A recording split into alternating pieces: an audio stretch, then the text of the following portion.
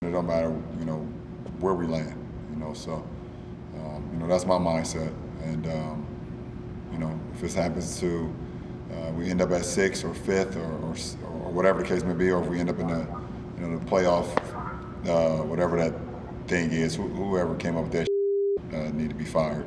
But whatever. I absolutely love that sound so much because LeBron, you absolutely need the play-in tournament this season. So we're going to talk a little bit about this because looking at the Western Conference play-in, it's very interesting. And I mean, LeBron doesn't like it, but now the Lakers are currently at 9. So how it currently is set up, we got the Timberwolves at 7, the Clippers at 8, Lakers are at 9, Pels are at 10. Omizi, I'm going to go to you first for this one. Is this how you feel like the play-in will look by the end of the season?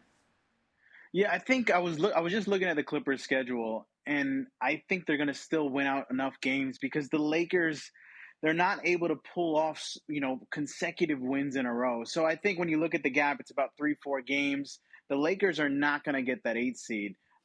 So I guess their best bet is that they're going to have to win the play-in tournament. I'm hoping that with AD back, they'll be able to, but it's the season hasn't been successful, and I wouldn't be shocked if they got bounced out of the play-in tournament. Isn't this so rich? Omar, isn't this What's so up, man? rich? Listen, man, everybody knows you're the king of social media, so you are where LeBron James is. So you're hearing everybody chirping LeBron, and it's just a matter of time before that poster or that screenshot ends up on a poster of LeBron saying whoever came up with that needs to get fired because of that. That is the only way the Lakers are even going to sniff an 8 seed. And for the sake of the dramatics, I hope that's exactly how things shake out, the way the C-Dubs laid out the 7, 8, 9, 10 seed. Honestly, who cares? The Timberwolves and the Pelicans are bookending this thing. I would like to see the Timberwolves win the 7-8 play-in game. They automatically lock up the 8 seed. And I would like to see the Lakers beat the Pelicans in the 9-10 game because you know what that leaves us with?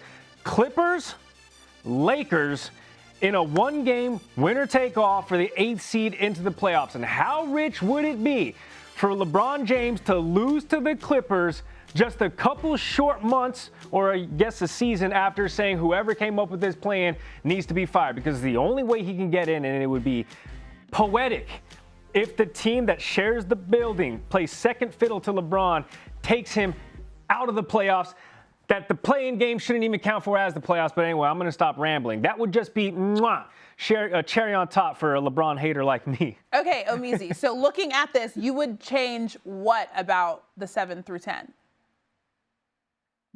I wouldn't change that much. I mean, I don't think the Pelicans are going to make their run. People think Zion's going to come back and it's going to change their season. When Zion was back, last year they weren't doing a bunch of winning either. He was able to put up 24 points a game, but they weren't really winning any games. But I am fascinated more so with, even if they do win the play-in tournament, the Lakers, they're going to get smoked by the Suns again. It's going to be ugly whatever way you look. Whenever it's going to be a 4-game sweep. I'm that confident the Suns would just destroy the Lakers. So I don't even want to talk about the Lakers anymore because this thing is over. It's done. And I can't wait to see how they try to get rid of Russell Westbrook because I don't think even with that expiring contract, I don't know what they're going to do. They're not going to get any better. So I'm fascinated by that aspect. Omar and the said Clippers, it sounds like Paul George is going to come back.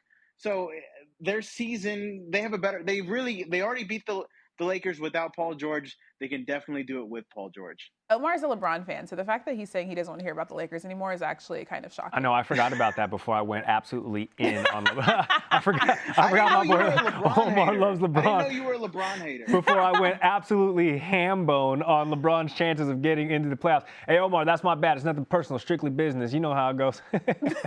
It's all good. It's all good. G, you like 7 through 10 right now? I like it just because, are we going to sit here and play the hypotheticals of oh my gosh, what if the Blazers, look, LeBron's calling you right now saying, I just saw Gary, he's talking all that smack on hoop streams. Y'all never invited courtside again. What are we going to play the hypothetical, the Blazers sneaking in and leapfrogging the Pelicans? Let's just leave it as it is because I like the drama that is Clippers, Lakers playing a winner-take-all to get to the 8th seed. And that's kind of how we're at 16, 17 games left in the regular season. And I don't think anybody on the bottom half of that Western Conference has really showed us any anything where we should believe like, oh my gosh, watch out, they're going to make this like ridiculous surge to earn a couple extra spots in the standings. So yeah, we'll just leave it like it is because I kind of like that scenario playing out. Okay.